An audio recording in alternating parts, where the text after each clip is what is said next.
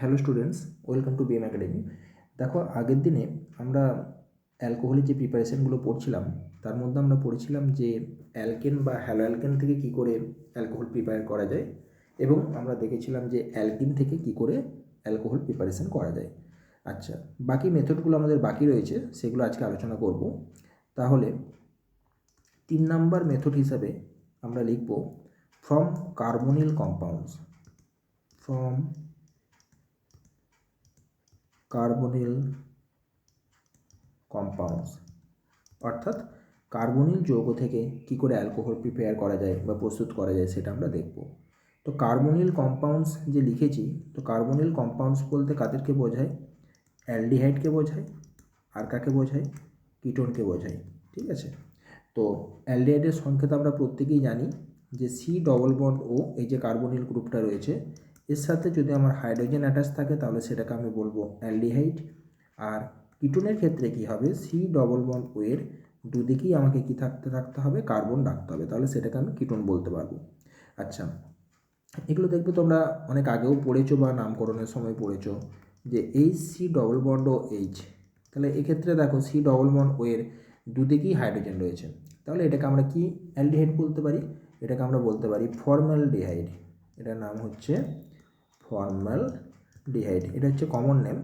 আর এর আইউপিএসি নাম যদি আমরা বলি তাহলে একটা কার্বনযুক্ত অ্যালডিহাইড, তার জন্য এর নাম হবে মিথানল। বেশ, তো এই যে মিথানল আমরা লিখলাম, এই মিথানল থেকে বা ফর্মালডিহাইড থেকে আমরা যদি অ্যালকোহল বানাতে চাই, তাহলে যে অ্যালকোহলটা আমাদের উৎপন্ন হবে সেটা একটা কার্বন পরমাণু বিশিষ্টই হবে। তার কারণ হচ্ছে বাঁদিকে আমার একটা কার্বন রয়েছে। আচ্ছা, তো এক্ষেত্রে যে বিজারণ ঘটবে তার নিয়মটা হচ্ছে, এই যে কার্বনটা রয়েছে এই কার্বনের সাথে একটা হাইড্রোজেন পরমাণু এসে যুক্ত হবে, আর অক্সিজেনের সাথে একটা হাইড্রোজেন পরমাণু এসে যুক্ত হবে, দিয়ে এর বিজারণটা ঘটবে এবং অ্যালকোহল উৎপন্ন হবে। আচ্ছা, আমি এই পোর্শনটা একটু মুছে দিই। এটা তো অ্যালডিহাইড আর কিটোন দেখালাম, তোমরা প্রত্যেকে জানো ব্যাপারগুলো। আচ্ছা, তাহলে এর যখন বিজারণ আমরা ঘটাবো তাহলে কার্বনের সাথে একটা হাইড্রোজেন এসে যোগ হবে, ডবল বন্ডটা সিঙ্গেল বন্ড হবে, আর অক্সিজেনের সাথে একটা হাইড্রোজেন এসে যোগ হবে, এই অ্যালকোহলটা ফর্মেশন হবে। এটাকে যদি আমি একসাথে লিখি তাহলে এটাকে আমি এইভাবে লিখতে পারি CH3, কারণ কার্বনের সাথে দেখো 3টে হাইড্রোজেন রয়েছে, OH, CH3OH, অর্থাৎ মিথানল থেকে আমরা কি প্রস্তুত করলাম? মিথানল, অর্থাৎ অ্যালডিহাইড থেকে আমরা প্রস্তুত করলাম অ্যালকোহল। বেশ, তো এই যে অ্যালডিহাইড থেকে অ্যালকোহল আমরা প্রস্তুত করলাম, পুরো প্রসেসটা কোন প্রক্রিয়ার মাধ্যমে ঘটলো? আমরা এটাকে বলতেই পারি যে বিজারণ, যার ইংরাজি নাম হচ্ছে রিডাকশন প্রক্রিয়ার মাধ্যমে ঘটলো। বিজারণ প্রক্রিয়ার মাধ্যমে এটা ঘটলো। বেশ, এটাকে আমরা অ্যাডিশন বলবো না সাবস্টিটিউশন বলবো? এটাকে আমরা অ্যাডিশন রিয়েকশন বলবো, কারণ দেখো এখানে শুধুমাত্র অ্যাডিশন হয়েছে, মানে যুক্ত হয়েছে কার্বনের সাথে একটা হাইড্রোজেন এবং অক্সিজেনের সাথে একটা হাইড্রোজেন যুক্ত হয়েছে। তাহলে এখানে আমাদের রিয়েজেন্ট হিসেবে কি লাগবে? প্রথমেই আমাদের হাইড্রোজেন দিতে পারি, আমরা হাইড্রোজেনেশন ঘটাতে পারি, তাহলে কার্বনের সাথে অক্সিজেনের সাথে দুটো হাইড্রোজেন যোগ হবে। এখানে আমাদের অনুঘটক হিসেবে যেটা নেওয়া হয় নিকেল কিংবা প্যালাডিয়াম কিংবা প্ল্যাটিনাম, যে কোনো একটা অনুঘটক আমরা নেব। আমরা জানি যে নিকেল নিলে তার সাথে হিট দিতে হবে, কিন্তু প্যালাডিয়াম বা প্ল্যাটিনাম নিলে তার সাথে হিট দেওয়ার দরকার নেই। যদি আমরা র্যানি নিকেল নিই তাহলেও হিট দেওয়ার দরকার পড়বে না। বেশ, এটা তো গেল হাইড্রোজেনেশনের মাধ্যমে আমাদের মিথানল প্রস্তুতি। তো ল্যাবেতে সবথেকে ভালো যে টেস্টগুলো করা যায় সেই জন্য আরও বেশ কিছু আমাদের বিজারক দ্রব্য রয়েছে। তার মধ্যে প্রথমটা হলো LiAlH4, অর্থাৎ লিথিয়াম অ্যালুমিনিয়াম হাইড্রাইড দেওয়ার পর যদি আমরা এটাকে হাইড্রোলিসিস করি তাহলে আমাদের অ্যালকোহল প্রস্তুত হবে। বা যদি আমরা LiLH4 না নিয়ে সোডিয়াম বোরোহাইড্রাইড নিই NaBH4 দিয়ে যদি আমরা এটাকে হাইড্রোলিসিস করি তাহলেও আমাদের কি তৈরি হবে? আমাদের এখান থেকে অ্যালকোহল প্রস্তুত হবে। তাহলে দেখো, এই যে কোনো 3টে রিডিউসিং এজেন্ট বা বিজারক দ্রব্যের মধ্যে যে কোনো একটা নিয়েই কাজ করলে আমাদের এটা হবে। প্রথমত হচ্ছে হাইড্রোজেনেশন ঘটাতে পারি আমরা, তাহলে হয়ে যাবে বিজারণ। আচ্ছা, কার প্রেজেন্সে? নিকেল, প্যালাডিয়াম কিংবা প্ল্যাটিনামের প্রেজেন্সে। আমরা যদি এটা না নিই, আমরা যদি লিথিয়াম অ্যালুমিনিয়াম হাইড্রাইড দিয়ে করি তাহলেও হবে, হাইড্রোলিসিস করলেই হয়ে যাবে। তারপর আমরা যদি NaBH4 দেওয়ার পর হাইড্রোলিসিস করি তাহলেও কিন্তু আমাদের অ্যালকোহল প্রস্তুত হবে। আচ্ছা, পুরো প্রসেসটাকে কি প্রক্রিয়া বললাম? বিজারণ প্রক্রিয়া বললাম। তার কারণটা হচ্ছে আমার এটাই, দেখো এই যে সিও গ্রুপটা রয়েছে, এই সিও গ্রুপের কার্বনের সাথে আমার একটা হাইড্রোজেন অ্যাটাচ হয়েছে, অক্সিজেনের সাথে একটা হাইড্রোজেন অ্যাটাচ হয়েছে, দিয়ে আমার এই পোর্শনটা সিএইচ আর এই ও পোর্শনটা ওএইচ, এই পোর্শনটা আমার তৈরি হচ্ছে। যেহেতু এখানে হাইড্রোজেন যোগ হয়েছে, আর আমরা জানি হাইড্রোজেন যোগ হলে সেই প্রক্রিয়াটাকে বলা হয়ে থাকে বিজারণ প্রক্রিয়া, তার জন্য আমরা এই পুরো প্রসেসটাকে কি প্রসেস বলছি? রিডাকশন বা বিজারণ প্রক্রিয়া। এই প্রক্রিয়াটা ঘটানোর জন্য কিছু রিডিউসিং এজেন্ট লাগবে, মানে বিজারক দ্রব্য লাগবে। সেই বিজারক দ্রব্যরূপে আমরা কি ব্যবহার করছি? আমরা LiAlH4 ব্যবহার করছি, যেটাকে অনেক সময় লিথিয়াম অ্যালুমিনিয়াম হাইড্রাইড অর্থাৎ LaH বলেও সংক্ষেপে লেখা হয়ে থাকে। আচ্ছা, আমরা NaBH4 ব্যবহার করতে পারি। আচ্ছা, আর তাছাড়াও যদি আমরা হাইড্রোজেনেশন করি, অর্থাৎ H2-র সাথে যদি আমরা যে কোনো একটা অনুঘটক যদি আমরা এগুলোর মধ্যে ব্যবহার করি, তাহলে এই তিনটে পদ্ধতির মধ্যে যে কোনো একটা পদ্ধতি অবলম্বন করলে আমাদের কিন্তু সহজেই অ্যালডিহাইড থেকে অ্যালকোহল প্রস্তুত হবে। তাহলে অ্যালডিহাইড থেকে অ্যালকোহল প্রস্তুত করতে গেলে যেটুকু আমরা বুঝলাম, অ্যাকচুয়াল যেটা ঘটাতে হবে সেটা হচ্ছে বিজারণ প্রক্রিয়া ঘটাতে হবে, কারণ হাইড্রোজেন যোগ হচ্ছে কার্বনের সাথে একটা, অক্সিজেনের সাথে একটা, আর এই বিজারণ প্রক্রিয়াটা ঘটানোর জন্য যেটা করতে হবে, কিছু বিজারক দ্রব্য লাগবে।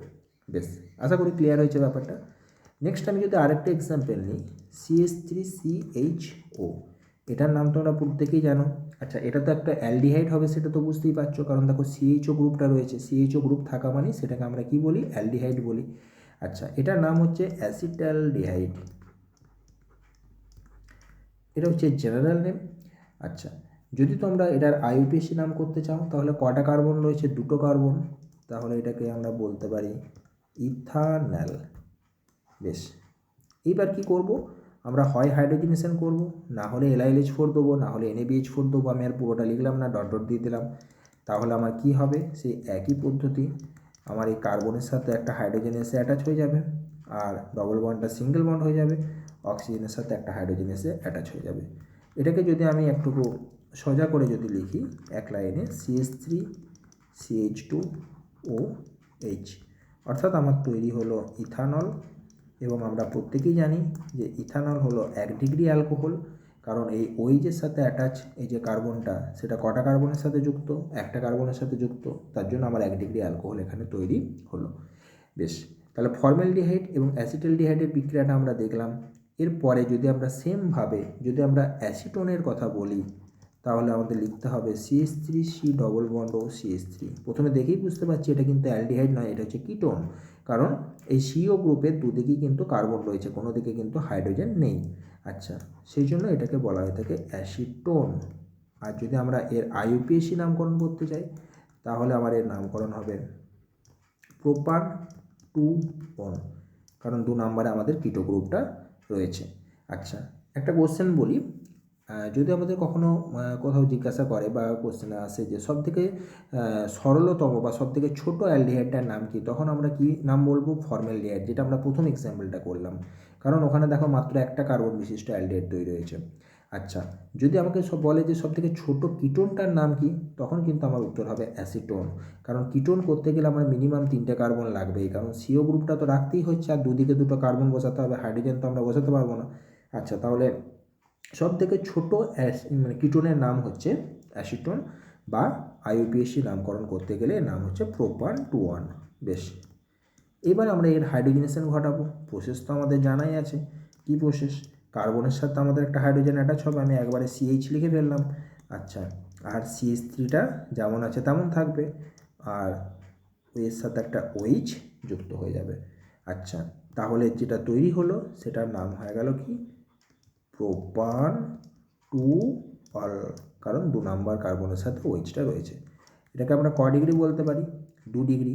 আগেরটা যেমন আমার 1 ডিগ্রি ছিল, এটা হচ্ছে আমার ক ডিগ্রি অ্যালকোহল? 2 degree alcohol. আচ্ছা, এখান থেকে দেখো একটা প্রশ্ন আসতে পারে যে এই পদ্ধতির মাধ্যমে, অর্থাৎ অ্যালডিহাইড এবং কিটোনের মাধ্যমে আমরা যেমন 1 ডিগ্রি এবং 2 ডিগ্রি অ্যালকোহল আমরা সহজে বানাতে পারলাম, আমরা কি এর মাধ্যমে 3 ডিগ্রি অ্যালকোহল বানাতে পারবো? আমরা কিন্তু 3 ডিগ্রি অ্যালকোহল কখনোই বানাতে পারবো না। তার কারণটা দেখো এখানে লক্ষ্য করে, এই যে অ্যাসিটোনটা আমি করেছি, এই অ্যাসিটোনটাতে দেখো কার্বনের আমার 4টে বন্ড দেখো পূর্ণ হয়ে গেছে, ঠিক আছে? একটা ডবল বন্ড ও হয়েছে, 2টো বন্ড হলো, বাঁ দিকে একটা ডান দিকে একটা, তাহলে এই CO গ্রুপটা তো আমাকে রাখতেই হবে, তাহলে আমি বাঁদিকে একটা CH3 ডান দিকে একটা CH3, ম্যাক্সিমাম আমি দুদিকে দুটো CH3 বা দুটো কার্বনকে আমি রাখতে পারবো। আমি চাইলেও কিন্তু এই কার্বনটার সাথে নিচে দিকে কোনো CH3 অ্যাড করতে আমি চাইলেও পারবো না।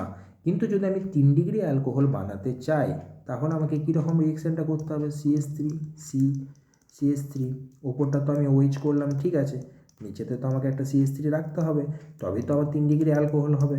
তাহলে ভেবে দেখো এই যে কার্বনের সাথে অ্যাটাচ তিনখানা CH3 আমি পাবো কোথার থেকে? আমার কিটোনে তো ম্যাক্সিমাম বাঁ দিকে একটা ডান দিকে একটা দুটো কার্বন থাকবে, তাহলে এই যে CH3টা আমাদের এক্সট্রা চলে এলো, সেই CH3টা কিন্তু আমরা কোনোভাবেই পাবো না। কারণ এই প্রসেসটাতেই আমরা দেখতে পাচ্ছি কার্বনের সাথে জাস্ট একটা হাইড্রোজেন অ্যাড হবে আর অক্সিজেনের সাথে একটা হাইড্রোজেন অ্যাড হবে, দিয়ে বিজারণ প্রক্রিয়ার মাধ্যমে আমাদের অ্যালকোহল প্রস্তুত হবে।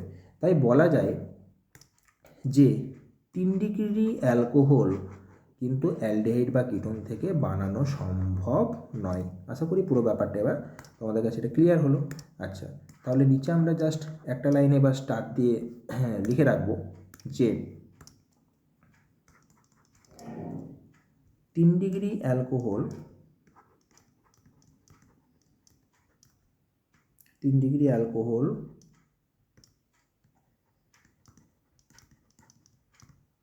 কার্বনিল যৌগ থেকে, সেটা অ্যালডিহাইডই হোক আর কিটোনই হোক, প্রস্তুত করা যায় না। তাহলে কত কত ডিগ্রি অ্যালকোহলগুলো প্রস্তুত করা যায়? শুধুমাত্র 1 ডিগ্রি এবং 2 ডিগ্রি অ্যালকোহল কার্বনিল যৌগ থেকে প্রস্তুত করা যায়। বেশ, এরপর আমরা একটা পার্টিকুলার রিয়েকশানকে নেব, সেই রিয়েকশানের আমরা কি দেখব, মেকানিজম দেখব, ঠিক আছে। তাহলে সব থেকে প্রথমে আমরা যে কোনো একটা রিয়েকশানকে লিখি, ফর্মালডিহাইডটাই দিই, ধরো লিখলাম সব থেকে সরলতম অ্যালডিহাইড ফর্মালডিহাইড, এটা দিয়ে আমরা লিখলাম। যদি আমরা এর সাথে লিথিয়াম অ্যালুমিনিয়াম হাইড্রাইড, যেটা হচ্ছে আমাদের তীব্র বিজারক দ্রব্য, লিথিয়াম অ্যালুমিনিয়াম হাইড্রাইড হলো তীব্র বিজারক দ্রব্য। আচ্ছা, যদি আমরা নিই, তারপর যদি আমরা হাইড্রোলিসিস করি, অ্যাসিড হাইড্রোলিসিস, তাহলে কি হবে? একই রকম বিক্রিয়া ঘটবে, অর্থাৎ কার্বনের সাথে একটা হাইড্রোজেন অ্যাড হবে, ডবল বন্ডটা সিঙ্গেল বন্ড হবে, ও এর সাথে H অ্যাড হয়ে যাবে, অর্থাৎ প্রোডাক্ট তো আমাদের জানাই আছে, কি প্রোডাক্ট তৈরি হবে, CH3OH। বেশ, এই হচ্ছে আমার রিয়েকশান। তাহলে এরপর আমাকে যেটা দেখতে হবে সেটা হচ্ছে এর মেকানিজমটা, অর্থাৎ কোন মেকানিজমের মধ্য দিয়ে বিক্রিয়াটা আমার ঘটছে। তাহলে আমি এবার নেক্সট হেডিং করছি এর মেকানিজমটা বুঝতে পারলে আমাদের কাছে পুরো ব্যাপারটা অনেকটাই ক্লিয়ার হয়ে যাবে। তাহলে রিয়েকশানটা তো লিখলাম, এরপর আমি ডাইরেক্ট মেকানিজমে চলে আসছি। এই যে LiAlH4 রয়েছে, এই রিডিউসিং এজেন্টটা Li প্লাস আর AlH4 মাইনাসে প্রথমে ভেঙে যায়। এবার কি হয়, AlH4 মাইনাস, এখান থেকে H মাইনাস আয়ন বের হয়ে চলে আসে আর AlH3টা পড়ে থাকে। এবার দেখো এইচের মাথায় কি চার্জ পেলাম আমরা, মাইনাস চার্জ। আমরা জানি যে কোনো পরমাণুর মাথায় যদি মাইনাস চার্জ আসে বা কোনো অণুর মাথাতে, তাহলে সেটাকে বলা হয়ে থাকে নিউক্লিওফাইল, কারণ এর মধ্যে ইলেকট্রন চার্জ বা ইলেকট্রন ডেন্সিটি বেশি আছে। তাহলে এখানে আমার H মাইনাসটা কী হিসেবে কাজ করবে, নিউক্লিওফাইল রূপে H মাইনাসটা আমার কাজ করবে। আচ্ছা, এরপর আমি রিয়েকশানে আসছি। আমার কি বিক্রিয়ক নেওয়া আছে, রিয়েক্টেন্ট ফর্মালডিহাইড নেওয়া আছে, এর সাথে আমার কার বিক্রিয়া ঘটাবো, H মাইনাস এর বিক্রিয়া ঘটাবো। H মাইনাস হচ্ছে আমার নিউক্লিওফাইল, এটা চাইবে যে যেখানে ইলেকট্রন ঘনত্ব কম আছে সেখানে যে অ্যাটাক করতে। তো এই যে অ্যালডিহাইডটা আমার রয়েছে, এখানে আমরা দেখতে পাচ্ছি যে অক্সিজেনের ইলেকট্রোনেগেটিভিটি বেশি, সেই জন্য এটা ডেল্টা মাইনাস চার্জ হবে, কার্বনের ইলেকট্রোনেগেটিভিটি কম, সেই জন্য এটা আমার ডেল্টা প্লাস চার্জ হবে। বেশ, তাহলে H মাইনাস সঙ্গে সঙ্গে যে অ্যাটাক করবে কোন সেন্টারে, কার্বন সেন্টারে। কার্বন সেন্টারে যেমনি H মাইনাসটা অ্যাটাক করবে এবং কার্বনকে ইলেকট্রন দেবে, সঙ্গে সঙ্গে এই যে ডবল বন্ডটা রয়েছে, ডবল বন্ডে যে পাই ইলেকট্রন, সেই পাই ইলেকট্রনটা শিফট হয়ে কার কাছে চলে আসবে, অক্সিজেনের কাছ থেকে। যদি না আসতো কী হতো, কার্বনে 5খানা বন্ড হয়ে যেত, সেটাও সম্ভব নয়। আচ্ছা, এইবার আমি নিচে এই হাইড্রোজেনটাকে যেমন আছে লিখলাম, ওপরে ও মাইনাস করলাম। আচ্ছা, কারণ অক্সিজেন ইলেকট্রন পেয়েছে কার কাছ থেকে, পাই বন্ডের কাছ থেকে, ফলে ওয়ের মাথায় কী চার্জ এলো, মাইনাস চার্জ এলো। ঠিক আছে, এবার কি হবে, হাইড্রোলিসিস করা হচ্ছে, অ্যাসিড হাইড্রোলিসিস H+ এবং H2O দিয়ে। তাহলে এখানে যে H+ আয়নটা, সেই H+ আয়নটা এবার এসে কার সাথে যুক্ত হয়ে যেতে চাইবে, এই যে O- আমার রয়েছে এর সাথে এটা যুক্ত হয়ে যেতে চাইবে। ফলে কি হবে, আমাদের প্রোডাক্টটা এখান থেকে আমরা সহজেই পেয়ে যাব, সেটা হচ্ছে HC, এটা OH হয়ে যাবে, এটা H যেমন থাকলো, এটা যেমন থাকলো। অর্থাৎ এটাকেই তো আমরা লিখতে পারি মিথানল বা CH3OH। তাহলে পুরো ব্যাপারটা দেখো আমাদের কাছে ক্লিয়ার হয়ে গেল।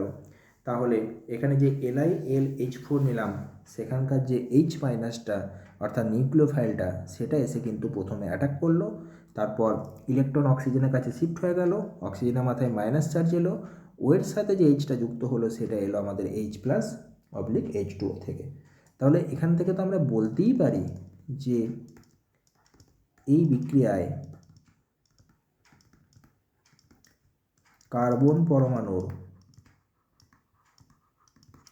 হাইড্রোজেন, মানে কার্বনের সাথে যে হাইড্রোজেনটা যুক্ত হচ্ছে আর কি, সেই কার্বন পরমাণুর হাইড্রোজেন আসে কার কাছ থেকে, লিথিয়াম অ্যালুমিনিয়াম হাইড্রাইড থেকে। ক্লিয়ার?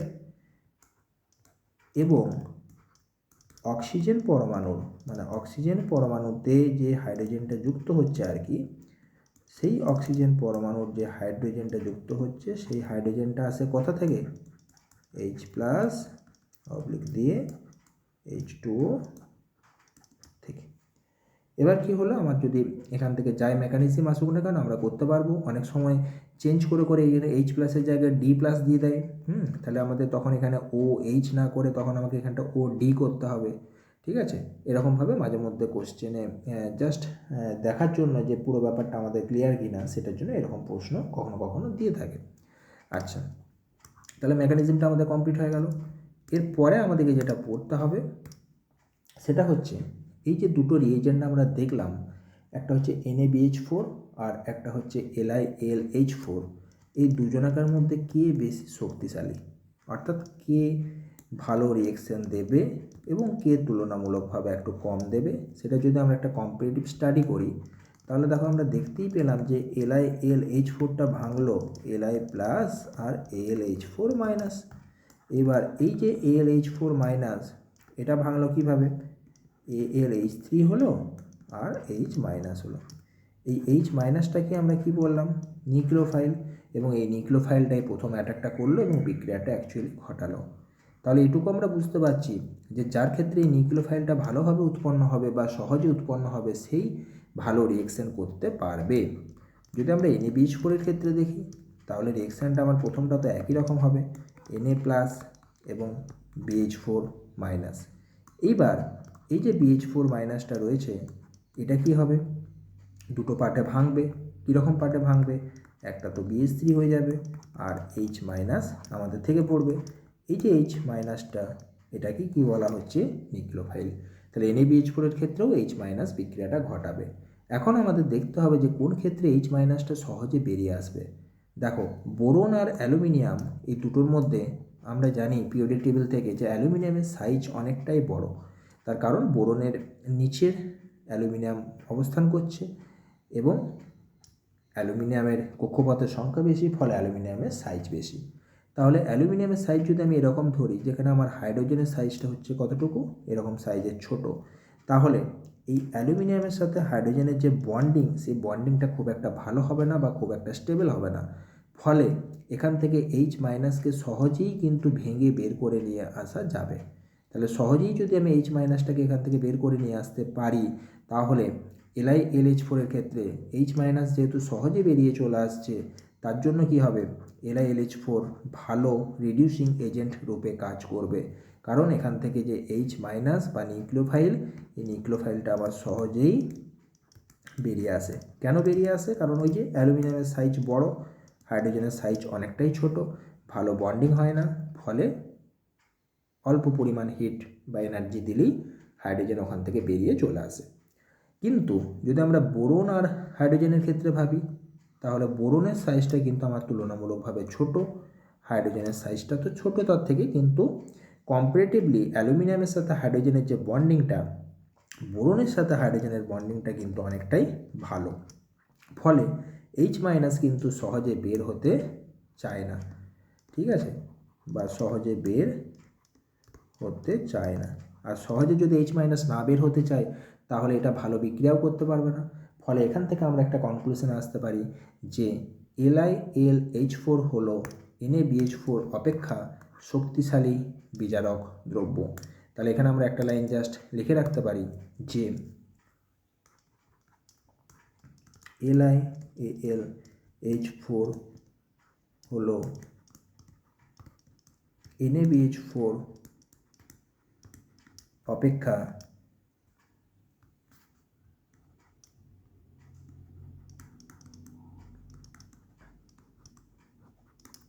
শক্তিশালী বিজারক দ্রব্য, এটা আমরা বলতেই পারি। তার কারণ হিসেবে আমরা লিখতে পারি যে কারণ অ্যালুমিনিয়াম এর আকার বা সাইজ বোরন অপেক্ষা বেশি বা বড়, তাই অ্যালুমিনিয়াম ও হাইড্রোজেন এর মধ্যে কেমন বন্ধন তৈরি হয়? দুর্বল বন্ধন তৈরি হয়, যা সহজেই ভেঙে যায়। এই বন্ধন সহজেই ভেঙে যায়, ফলে H মাইনাস আয়ন সহজে বের হয়ে আসে। কী রূপে বের হয়ে আসে? নিউক্লিওফাইল রূপে বের হয়ে আসে, ফলে ভালো বিক্রিয়া ঘটাতেও পারে।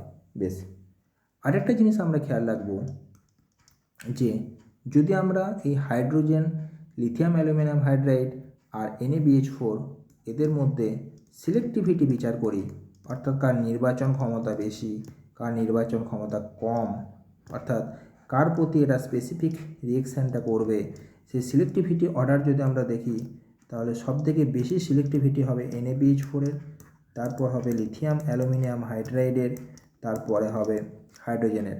অর্থাৎ হাইড্রোজেনের থেকে LiLH4 বা তার থেকে NaBH4-এর সিলেক্টিভিটি সবথেকে বেশি। অর্থাৎ এরা শুধুমাত্র স্পেসিফিক্যালি অ্যালডিহাইড কিটোনটার সাথেই যেমন বিক্রিয়া করতে চাইবে NaBH4 বা কিছুটা LiLH4, হাইড্রোজেন কিন্তু অতটা স্পেসিফিক্যালি কিন্তু চাইবে না। তো সেই জন্য আমরা একটা এক্সাম্পল জাস্ট দেখব। সেখানে আমরা দেখব যে যদি আমরা NaBH4 ব্যবহার করি একরকম প্রোডাক্ট হচ্ছে, যদি আমরা LiLH4 ব্যবহার করি তখন একরকম প্রোডাক্ট হচ্ছে, যখন আমরা হাইড্রোজেন ব্যবহার করব তখন আমার প্রোডাক্টটা চেঞ্জ হয়ে যাচ্ছে। আমরা একটা লিখছি example, CH3CH double bond CH CHO। এই যে বিশেষ অ্যালডিহাইডটা, এর নাম হচ্ছে ক্রোটোনালডিহাইড। ক্রোটোনালডিহাইড। এখানে লক্ষ্য করে দেখো আমাদের কার্বন কার্বন ডবল বন্ড রয়েছে, আবার কার্বনের সাথে অক্সিজেনেরও ডবল বন্ড রয়েছে।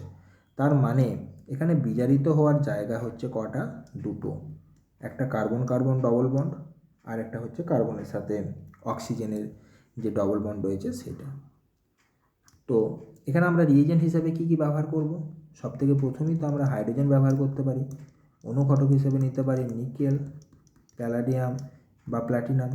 নিকেল নিলে তার সাথে কী দিতে হবে? হিট দিতে হবে।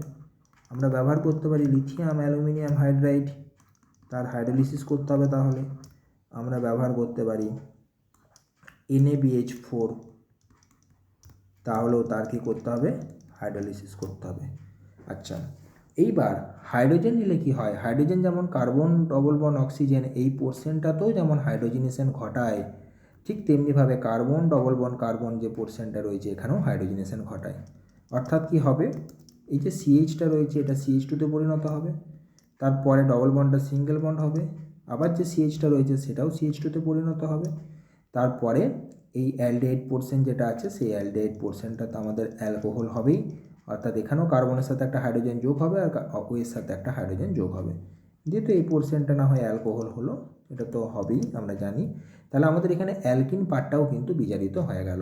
কিন্তু যদি আমরা LiLH4 এখানে ব্যবহার করি তাহলে আমাদের ডবল বন্ড পার্টটাতে এরা কিন্তু বিজারণ ঘটায় না, অর্থাৎ এরা শুধুমাত্র এখানে যে অ্যালডিহাইড পার্টটা রয়েছে সেই অ্যালডিহাইড পার্টটাকেই কিন্তু বিজারিত করে অ্যালকোহলে কনভার্ট করে। ঠিক তেমনিভাবে NaBH4ও তাই করে, CH3CH double bond CH CH2OH এই প্রোডাক্টটা হবে, অর্থাৎ কার্বন ডবল বন্ড কার্বনকে এরা বিজারিত করছে না। তাহলে এখান থেকে আমরা এটুকু বুঝতে পারলাম যে LiLH4 বলো বা NaBH4 বলো, এরা দুজনাই হচ্ছে হাইড্রোজেন অপেক্ষা বেশি সিলেক্টিভ, কিন্তু LiLH4 এবং NaBH4 এর মধ্যে কি বেশি সিলেক্টিভ সেটা কিন্তু এই এক্সাম্পলটার মাধ্যমে আমরা কিন্তু প্রমাণ করতে পারলাম না, কারণ এখানে দুজনারই কিন্তু বিজারণটা দেখো প্রোডাক্টটা একই রকম হয়েছে। হাইড্রোজেনটা না হয় আমি ধরলাম যে দুটো জায়গাতে বিজারণ করে ফেলেছে, কার্বন কার্বন ডবল বন্ডেও করেছে এবং কার্বন কার্বন সিঙ্গেল বন্ডেও করেছে, কিন্তু আমাদের ক্ষেত্রে LiLH4 আর NaBH4 একই রকম রেজাল্ট দিয়েছে, তাই এখান থেকে কিন্তু কোনো কনক্লুশনে আসা গেল না। তো তার জন্য আমাদেরকে কী করতে হবে, আরেকটা এক্সাম্পল নিতে হবে, PH single bond CH double bond CH C double bond OH, এইটার নাম হচ্ছে সিনেমালডিহাইড, আগেরটা ছিল কোটোনালডিহাইড, এটা হচ্ছে সিনেমালডিহাইড। এখানেও আমাদের সেম বিক্রিয়া ঘটাতে হবে। কি কি, আমরা হাইড্রোজেন নিতে পারি, অনুঘটক হিসেবে নিকেল, প্যালাডিয়াম, প্ল্যাটিনাম, নিকেলের সাথে কি দিতে পারি, হিট তো দিতে হবে নিকেলের সাথে। আচ্ছা, লিথিয়াম অ্যালুমিনিয়াম হাইড্রাইড নিলাম, আর কি নিলাম, এর হাইড্রোলিসিস ঘটালাম, আর নিচেতে আমরা নিলাম NaBH4, এবার কি করলাম, এর হাইড্রোলিসিস ঘটালাম। প্রোডাক্ট কি হবে, হাইড্রোজেনের ক্ষেত্রে তো আমাদের জানাই আছে এই ডবল বন্ডটা কি হয়ে যাবে, সিঙ্গেল বন্ড হয়ে যাবে। আচ্ছা, তাহলে PH CH2 হাইড্রোজেনেশন ঘটে গেল এখানটাতে, আবার এই পোর্শনটাতেও আমার হাইড্রোজেনেশন ঘটবে। LiLH4 এর ক্ষেত্রে দেখা যায় যে এই কিন্তু আরও অত সিলেক্টিভিটি মেনটেন করতে পারে না এটার ক্ষেত্রে, অর্থাৎ এটার ক্ষেত্রে কিন্তু আমার হাইড্রোজেনের মতনই প্রোডাক্টও দিয়ে ফেলে, কিন্তু NaBH4 অ্যাজ ইট ইজ আগে যেমন প্রোডাক্ট দিয়েছিল, অর্থাৎ কার্বন ডবল বন্ড কার্বনকে হাত দেয়নি, এবারেও কিন্তু কার্বন ডবল বন্ড কার্বনকে হাত দেয়নি। তার মানে এই উদাহরণটার মাধ্যমে আমরা বুঝতে পারলাম যে NaBH4 এর সিলেক্টিভিটি LiLH4 অপেক্ষা বেশি, আর আগের উদাহরণে আমরা দেখেছি যে এরা দুজনাই হাইড্রোজেন অপেক্ষা বেশি। তাহলে ওভারঅল কনক্লুশন তো আমরা সিলেক্টিভিটি অর্ডারের এটা টানতেই পারি যে সবথেকে মোস্ট সিলেক্টিভ এই তিনজনাকার মধ্যে NaBH4, তারপরে LiAlH4, তারপর হচ্ছে H2, এই কনক্লুশনে আমরা এখান থেকে আসতে পারি। এবার আরও দুটো একটা এক্সাম্পল দেখব বা রিয়েকশান দেখব, তাহলেই মোটামুটি আমাদের হবে। যেমন এর পরের এক্সাম্পলটা যদি আমরা নিই, ধরো এরকম একটা এক্সাম্পল নিলাম, একটা ইপোক্সাইড যৌগ নিচ্ছি, CH3CH single bond CH single bond CH3 অক্সিজেনের সাথে বন্ড করেছে। এই ধরনের যৌগগুলোকে বলা হয়ে থাকে ইপোক্সাইড যৌগ, ঠিক আছে, ইপোক্সাইড যৌগ। আচ্ছা, এর বিজারণ ঘটাবো, ঠিক আছে, আমি LiLH4 নিয়ে নিলাম, H+ আর H2O নিয়ে নিলাম, কি প্রোডাক্ট হবে আমার, CH3CH, একটা বন্ড খুলে OH হয়ে যাবে, আর একটা দিকে হাইড্রোজেন ঢুকবে, দিয়ে CH2 হবে আর CH3, অর্থাৎ এখানেও তাই, অক্সিজেনের সাথে একটা হাইড্রোজেন যোগ হলো আর পাশের কার্বনের সাথে একটা হাইড্রোজেন যোগ হলো, দিয়ে এরকম প্রোডাক্ট আমরা একটা পেলাম। আমরা যদি এরকম একটা যৌগ নিই, এই যৌগটা দিয়ে যদি এর বিজারণ ঘটাই, কী দিয়ে বিজারণ ঘটাবো, LiLH4কেই না হয় নিলাম, আর আমি H+ আর H2O নিলাম, তাহলে এখানে কি হবে, দেখো এই যে ডবল বন্ড ওটা রয়েছে, ডবল বন্ডটা সিঙ্গেল বন্ড হয়ে যাবে, আর ও এর সাথে একটা H যুক্ত হয়ে যাবে, আর এই যে ডবল বন্ডটা, তাহলে এখানে তো কার্বন আছে এই পয়েন্টটাতে, তাই তো, কার্বনের সাথে তো অক্সিজেনের ডবল বন্ড হয়েছে, তাহলে কার্বনের সাথেও তো একটা হাইড্রোজেন যোগ হয়, তাহলে এই কার্বনটার সাথেও আমার একটা হাইড্রোজেন কী হবে, যোগ হবে, অর্থাৎ এই প্রোডাক্টটা আমরা পেলাম। আচ্ছা, এরপরে আমরা একটা রিয়েকশান দেখব যে আমরা যে কোনো অ্যালডিহাইড বা যে কোনো কিটোনকে আমরা তো এতক্ষণ ধরে পড়ে এলাম যে LiLH4 দ্বারা হয়, NaBH4 দ্বারা হয়, হাইড্রোজেনেশন করলে হয়।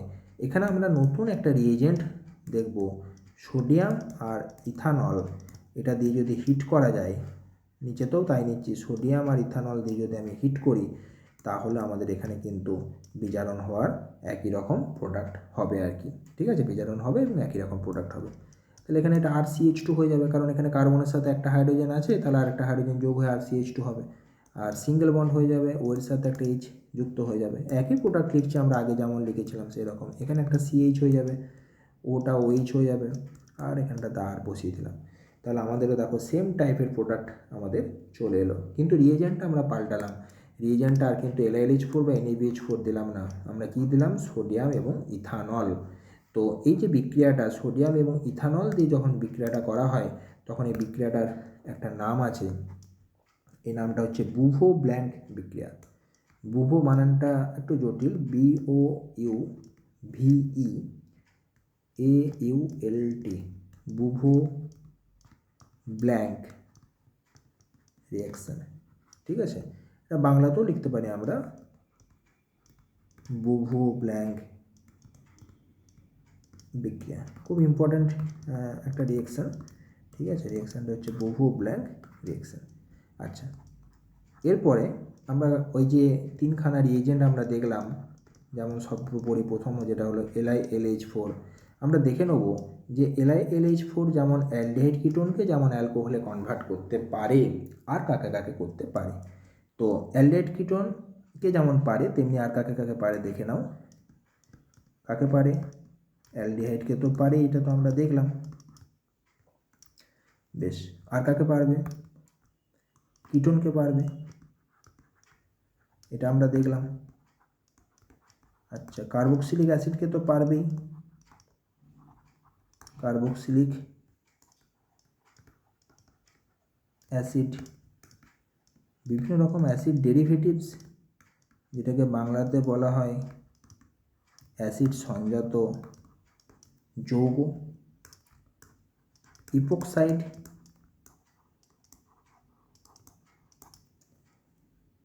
কে, মানে এই সমস্ত যৌগগুলোকে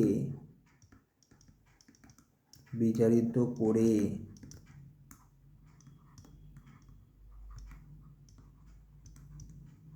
অ্যালকোহলে পরিণত করে। তাহলে এতটাই শক্তিশালী এই aldehyde, ketone, carboxylic acid, acid derivatives এবং ইপোক্সাইড, এদের প্রত্যেককে বিজারিত করে কিসে কনভার্ট করতে পারে, অ্যালকোহলে কনভার্ট করতে পারে। এবার যদি আমরা NaBH4 এর কথা বলি, এ তো তুলনামূলকভাবে দুর্বল, আমরা একটু আগে দেখলাম, কিন্তু এ তো অ্যালডিহাইড কিটোনকে করলো। তাহলে এর ক্ষেত্রে লিখছি অ্যালডিহাইড, কিটোন, কার্বক্সিলিক অ্যাসিডকে পারে না। অ্যাসিড সংজাত যৌগের মধ্যে শুধুমাত্র অ্যাসিড হ্যালাইডকে বা অ্যাসিড ক্লোরাইড লিখছি, অ্যাসিড ক্লোরাইডকে বিজারিত করে কিসে পরিণত করে, আমরা তো বুঝতেই পারছি কী হবে লেখাটা, বিজারিত করে অ্যালকোহলে পরিণত করে, বিজারিত করে অ্যালকোহলে পরিণত করে। ক্লিয়ার? আর নেক্সট হচ্ছে আমাদের বুভো ব্ল্যাঙ্কের, যেটা সোডিয়াম আর ইথানল, এরা কাকে কাকে করতে পারে, দুটো তো আমরা এই মাত্র দেখলাম, অ্যালডিহাইড, কিটোন এবং এস্টার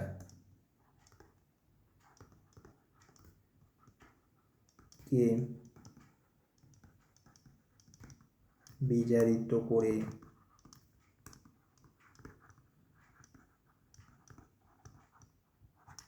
অ্যালকোহলে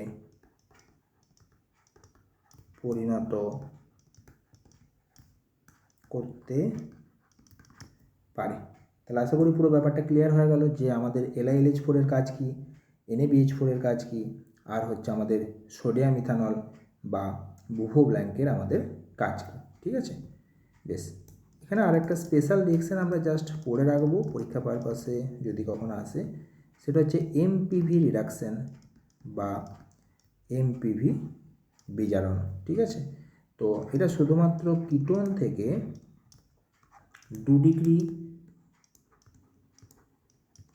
অ্যালকোহল তৈরির জন্যই এটা ব্যবহার করা হয়ে থাকে। তো রিঅ্যাকশনটা আমি জাস্ট লিখে রাখছি। এই একটা 2 ডিগ্রি একটা কিটোন নিলাম, এই কিটোনটার সাথে আমরা এখানে যেটা যোগ করব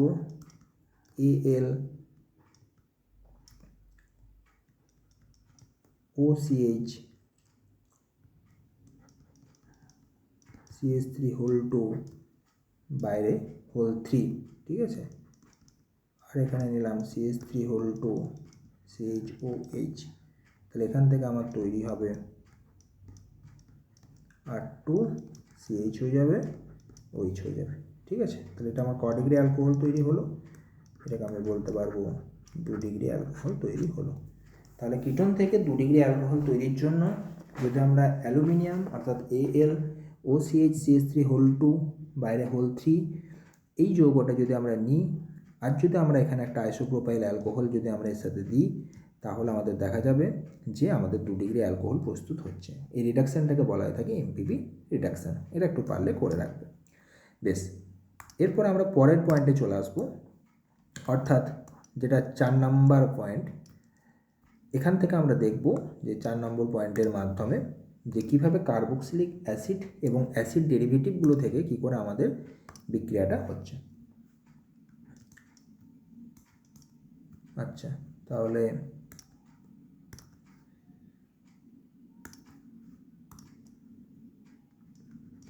চার নম্বর পয়েন্ট হচ্ছে ফ্রম কার্বক্সিলিক